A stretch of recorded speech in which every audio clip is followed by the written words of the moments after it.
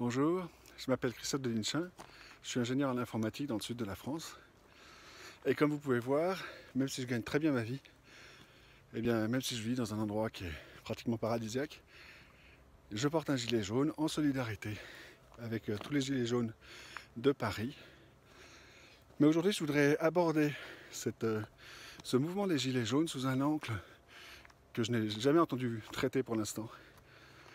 À savoir que ce qui se passe n'est pas très surprenant pour une société qui a rejeté Dieu, et qui n'est pas très surprenant non plus que nous ayons maintenant un pays dans lequel plus de la moitié de la richesse part dans l'État. Donc nous avons remplacé Dieu par un État monstrueux par sa taille, monstrueux par ce qu'il fait, monstrueux par ses capacités de nuire, monstrueux par sa volonté de toute puissance.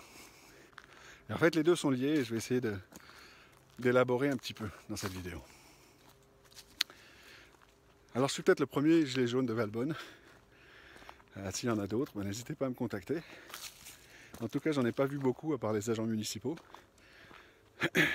Je sais qu'il y a eu des mouvements pas loin d'ici, à Antibes, où ils occupaient un rond-point près du carrefour et ils ont été évacués. Je sais qu'il y a eu des mouvements à Cannes et j'ai vu des vidéos assez effrayantes. Alors évidemment, ces vidéos, je ne les ai pas trouvées par l'intermédiaire de BFM TV ou de TF1. Ça ne vous surprendra pas. Donc je voudrais revenir sur le sujet initial qui est, eh bien, nous sommes dans un monde sans Dieu. Aujourd'hui, il y a moins de 4% de chrétiens qui vont à la messe régulièrement. C'est un mouvement, il y a une décroissance de la pratique religieuse continue depuis des années et des années, avec une inflexion toute particulière après mai 68. C'est une longue tradition.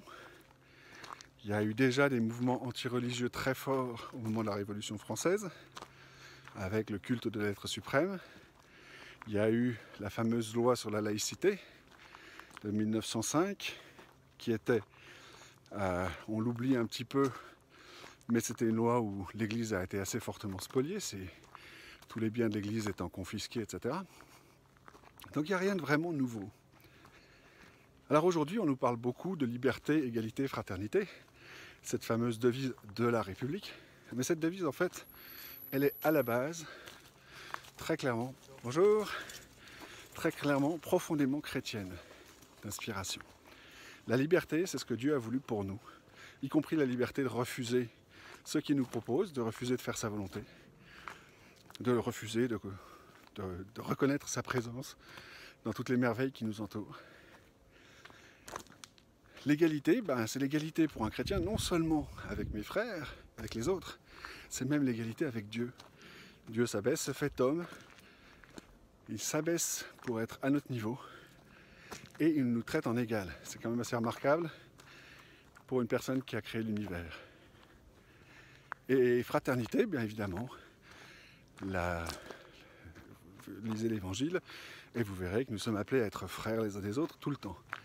Je ne peux pas ignorer la souffrance de mon frère, je ne peux pas ignorer sa pauvreté, je ne peux pas ignorer qui il est, je n'ai pas le droit. Je devrais être à ses côtés. Alors en quoi est-ce que c'est lié à la situation sociale en France aujourd'hui? Eh bien aujourd'hui, la France a réinterprété liberté, égalité, fraternité en faisant très attention à en sortir toute idée de transcendance, toute idée de Dieu, toute idée extérieure. Qu'est-ce qu'il a remplacé? L'État. Aujourd'hui, la solidarité, c'est l'État. Aujourd'hui, la fraternité, c'est de confier à une assistante sociale le boulot qu'on ne veut pas faire nous-mêmes. C'est de mettre nos personnes âgées dans des maisons de retraite parce qu'on ne les accueille plus chez nous. Et évidemment, ces maisons de retraite, cette solidarité, il faut la payer, parce que rien n'est gratuit. Alors on vous prend de l'argent, on vous met des cotisations sociales, on vous met une contribution sociale généralisée, une invention française absolument remarquable, c'est une taxe sur une taxe, une taxe sur des sommes où il y a déjà eu un prélèvement. On invente, là c'est la France qui a inventé la TVA, je crois. Voilà, donc Du coup, avec tout ça, on alimente un État qui aujourd'hui représente plus de la moitié du PIB français. Et ce qui est remarquable, c'est que si vous regardez dans le détail, non seulement ça n'a pas arrêté de croître, notamment depuis les années 60, mais en plus, aujourd'hui, quand on vous parle de croissance, si vous regardez dans le détail, très souvent, c'est une croissance de la sphère publique. C'est-à-dire qu'en fait, ce qu'on appelle croissance aujourd'hui, c'est l'État qui devient plus gros. C'est pas l'économie française, c'est pas le privé, c'est l'État qui devient plus gros. Alors évidemment, il y a une augmentation de taxes continuelle aussi. Et cette augmentation, ça nous amène aujourd'hui à être le pays le plus taxé du monde. Il n'y a pas photo, on n'est pas deuxième, on est premier. Les prélèvements obligatoires, si on fait un classement de tous les pays du monde, la France est en tête. Alors ça doit poser question en particulier à ceux qui, parmi les autres gilets jaunes, réclament qu'on augmente les impôts. En général, les impôts des autres. Par exemple, rétablir l'ISF. Mais c'est pas rétablir l'ISF qui va vous aider, vous, à payer moins. C'est pas possible de raisonner comme ça. C'est pas en taxant les autres que vous allez gagner plus. C'est en vous taxant, vous, moins. C'est en réduisant votre contribution pour que vous récupériez de l'argent que vous pouvez ensuite utiliser comme vous voulez, à votre bon vouloir, pour, selon le cas, avoir une meilleure santé, un meilleur traitement, et peut-être que si vous êtes en bonne santé, peut-être que cet argent, vous pouvez l'utiliser à autre chose, à aider quelqu'un d'autre, à faire des cadeaux à vos enfants, à aider mémé qui sinon part à l'hospice. Voilà. Aujourd'hui, on est dans une situation extraordinaire où en France, quand vous donnez un biberon de lait à un bébé, la moitié de ce biberon est parti à l'État. Quand vous mourrez, la moitié de votre maison part à l'État. C'est juste ridicule. C'est pas ça la solidarité. La solidarité, c'est quelque chose de personnel, d'individuel, pas de collectivisé. Alors il ne faut pas croire que c'est arrivé par hasard tout ça. Tout ça, il y a une vraie démarche. Et il y a quelque chose d'étonnant que les gens ne savent pas en général. C'est que si vous regardez le programme de Georges Marchais, du Parti communiste de 1981, l'intégralité de ce programme a été réalisée. La retraite à 60 ans, les augmentations du SMIC, etc. etc. Est-ce qu'il y a moins de pauvres aujourd'hui? Est-ce que la crise a été résolue? Est-ce que le problème a été résolu? Pas du tout. Alors, il est tout à fait juste de remarquer qu'il faut savoir limiter les excès dans l'autre sens. Par exemple, on ne peut pas laisser la finance partir dans tous les sens. Et la France, non content d'être le pays le plus taxé au monde, est aussi le pays où il y a le plus de dividendes. C'est un vrai paradoxe. Et en fait, c'est qu'à moitié un paradoxe. Parce que quand vous commencez à taxer comme ça, donc moi j'étais patron d'une petite entreprise au moment où le CICE était mis en place. Eh bien le CICE, pour moi, c'était plusieurs jours de boulot. Pour récupérer un crédit d'impôt, c'était plusieurs jours de boulot à remplir des paperasses. Mais pour une grosse boîte, ces jours de boulot, ça leur contraint. C'est une fraction du nombre de personnes qu'ils ont. Pour une petite entreprise, par contre, c'est sérieux. C'est beaucoup de boulot, c'est beaucoup de temps perdu, c'est une taxe temps. Et donc, à nouveau, la solution du problème, elle est plutôt à chercher à réduire les taxes partout qu'à les augmenter. À donner plus de liberté aux gens pour gérer le problème correctement, localement, parce que les individus sont intelligents. Alors, donc c'est pour ça que je suis tout à fait d'accord avec l'idée du référendum d'initiative populaire, parce que c'est ça la démocratie, c'est de remettre l'individu au centre. De dire, moi en tant que personne, j'ai le droit de choisir, de révoquer un élu qui ne fait pas le boulot pour lequel il a été élu.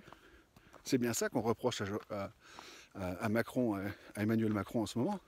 Emmanuel Macron se drape dans une fausse dignité d'élu par le peuple en disant je fais ce que je veux, j'ai été élu. Non, vous avez été élu, mais c'est pas pour faire ce que vous voulez. C'est pour faire ce que nous, on vous a demandé. Alors quand en plus on a été élu avec à peu près 20% du corps électoral, on la ramène pas trop normalement. Mais ça c'est un autre problème. C'est un problème de représentativité. Alors je voudrais proposer quelque chose en plus du RIC. C'est ce que j'ai envie d'appeler le vote continu.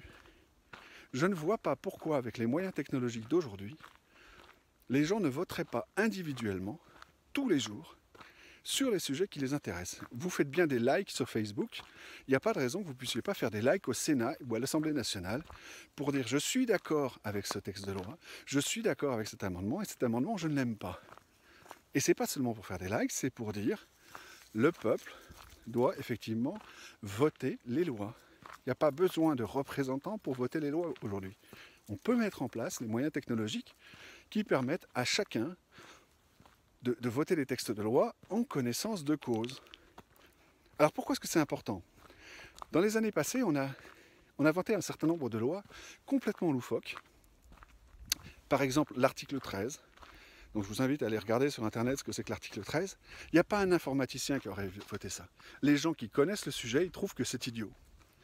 Mais vous, qui n'êtes pas informaticien, vous avez peut-être vu un autre effet d'un vote idiot comme ça. C'est tous ces petits trucs là où il faut cliquer en disant que vous acceptez les cookies. Pour les informaticiens, les cookies, c'était vraiment pas un problème.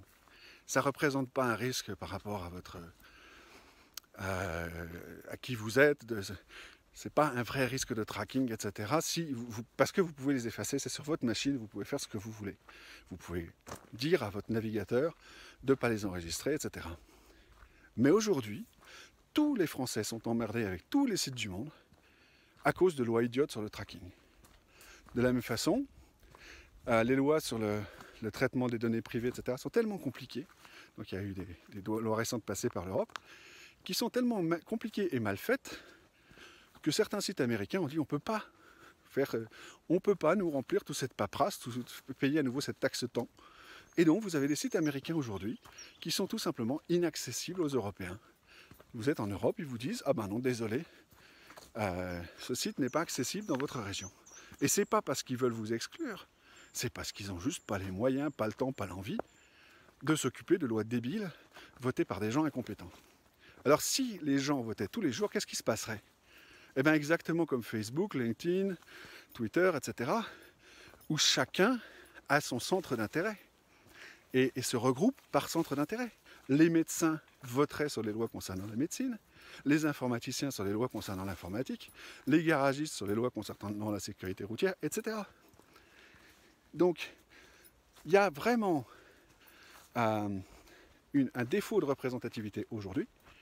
On sait très bien que l'Assemblée nationale, aujourd'hui, il y a une très forte représentation des fonctionnaires qui récupèrent leur job une fois qu'ils ont perdu leur mandat électif, et une très forte sous-représentation, par exemple, des agriculteurs, parce qu'un agriculteur, il ne peut juste pas abandonner sa ferme pour aller à l'Assemblée nationale. Et donc, eh ben, il ne sait même pas de se présenter. Donc voilà, cette idée de vote continu, je pense qu'elle est technologiquement faisable aujourd'hui, que c'est une proposition complémentaire à l'idée du référendum d'initiative populaire. C'est pas pour les mêmes objectifs. L'objectif là serait de pouvoir donner un avis contraignant sur les lois, en continu, et de laisser du coup aux parlementaires le rôle consistant à formuler ces lois correctement, à vérifier qu'elles ne sont pas incompatibles entre elles. Il y a tout un travail administratif important à faire derrière, mais ne pas leur laisser le vote. Le vote, ça nous appartient.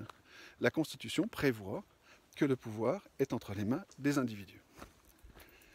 Donc j'ai envie de revenir à ce que je disais au départ sur l'absence de Dieu et sur le choix qui a été fait de façon plus ou moins consciente de s'éloigner complètement de cette idée de responsabilité personnelle, individuelle, dans les problèmes qui nous entourent. On a délégué à des parlementaires, on a délégué à un État. Donc aujourd'hui, la sécurité sociale, c'est une fausse forme de solidarité où nous n'avons plus le choix, nous ne sommes plus libres, nous avons juste délégué à un État glouton et toujours avide de prendre plus de pouvoir la tâche d'aider les autres, la tâche de s'occuper des malades, etc. Eh bien ça, on peut le faire individuellement, on doit le faire individuellement. Je vous invite, que vous soyez chrétien ou pas, je suis sûr que vous ressentez au fond de vous-même la justesse qu'il y a à dire que c'est vous qui êtes responsable de votre voisin, de son bien-être, que s'il y a un type qui est malade, qui est dans la rue, qui est une personne âgée isolée, etc. C'est votre rôle à vous d'aller les chercher. Et que ce n'est pas du tout à l'État de le faire. Et donc il faut refuser cette idée d'un État dit socialiste, dans lequel c'est l'État qui s'occupe de tout. Et de la même façon, vous devez reprendre le contrôle de votre argent. C'est légitime de dire que c'est votre argent, que ce n'est pas aux banques d'endetter les États. Il y a beaucoup de discussions sur ce sujet, et je crois que c'est un vrai sujet. Ce n'est pas à des banques privées d'endetter l'État. C'est vraiment à nous de récupérer le contrôle de l'argent produit par notre travail et de décider ce qu'on en fait. Alors je voudrais donner 2 petits points. Donc j'ai mentionné que l'État français avait beaucoup grossi, donc on est passé de 35% de prélèvements obligatoires à pratiquement 50% entre 1960 et aujourd'hui. La France de 1960, elle n'était pas mal gérée. Elle fonctionnait pas mal. À l'époque, on avait des postes dans tous les petits villages. À l'époque, on avait le gendarme qui se baladait à bicyclette, écolo, et qui disait bonjour à tout le monde, qui faisait la bise à la boulangère. Je ne veux pas idéaliser, mais nos parents, ils se souviennent de ça. Il n'y a pas de raison de penser que ce système-là, il est mort. Il n'y a pas de raison de penser qu'aujourd'hui, on ne peut pas revenir à une situation où, avec 35% du PIB partant à l'État, ça suffit à entretenir les fonctions principales de l'État. Alors il va falloir faire des sacrifices. Il va falloir sans doute couper dans toutes ces subventions qui partent à gauche et à droite, et ce qu'on appelle les comités des Théodules, tous ces trucs qu'on contrôle très très mal. Il y a énormément d'argent qui est gâché. Il y a sans arrêt des rapports de la Cour des comptes. Il y a eu des rapports sur l'absentéisme dans le domaine public. 40% d'absentéisme dans certaines mairies, c'est juste invraisemblable. Imaginez quand je gérais ma petite boîte, qu'il y ait 40% de mes employés qui ne se pointent pas tous les jours. Vous croyez que la boîte elle tourne? Alors déjà à 100% c'est difficile, mais à 60% du personnel c'est juste pas possible. Alors pourquoi est-ce qu'on autorise ça dans la sphère publique? Parce qu'il y a des règles spéciales pour eux. Il n'y a plus d'égalité. Il y a des personnes qui ont des droits de plus que les autres. Un autre bon exemple de ça, c'est la boxe. Quand vous avez un individu tout seul qui s'attaque à 4 policiers Robocop armés de Kevlar, de gants, de bâtons, de boucliers, etc. et qui se fait traiter de lâche, qu'on dit que c'est un lâche agresseur, et qu'en face, vous avez le commissaire Andrieux à Toulon qui attaque un type déjà neutralisé, debout contre un mur et qui le barde de coups de poing, qui s'excuse ensuite en disant « Oh, il avait peut-être une arme ». Lui, il n'est pas inquiété. Lui, il ne va pas en prison. Donc là, il y a clairement une inégalité qui n'est pas justifiée. Ce n'est pas un hasard si dans le passé, on parlait de gardien de la paix et qu'aujourd'hui, on parle de force de l'ordre. Je pense que le traitement de toute cette crise par le gouvernement, par Édouard Philippe et Emmanuel Macron en particulier, est complètement nauséabonde. Quand j'entends Édouard Philippe sur TF1 ne pas parler une seule fois des revendications des manifestants et discuter exclusivement de la violence en ne parlant que de la violence des manifestants. C'est pas pour minimiser la violence des manifestants, mais c'est pas la seule. Donc, c'est pas un traitement équilibré. Et c'est pas un traitement équilibré non plus de dire que face à une démarche sociale pareille, la seule réponse, c'est la force. En tout cas, je peux vous dire qu'ils n'auront pas le dernier mot. Quant à Emmanuel Macron, il a montré son mépris, de façon répétée, des vœux présidentiels dans lesquels le président parle de foule haineuse pour faire référence à certains de ses concitoyens en colère. Ça me paraît quand même assez... Je pense que si on me l'avait dit il y a 20 ans, j'aurais pas cru. Donc il faut vraiment se poser la question de comment est-ce qu'on s'attaque à ce problème. Et c'est pour ça qu'à nouveau, je vous invite à revenir à la base. Ça peut paraître stupide à ceux d'entre vous qui ne sont pas croyants, mais je vous invite vraiment à remettre le problème à Dieu. Parce qu'il y a une volonté divine que nous soyons libres. Il y a une volonté divine que nous soyons égaux. Il y a une volonté divine que nous soyons frères. Il y a une volonté divine que ce problème-là soient traités sans violence, sans se taper les uns sur les autres.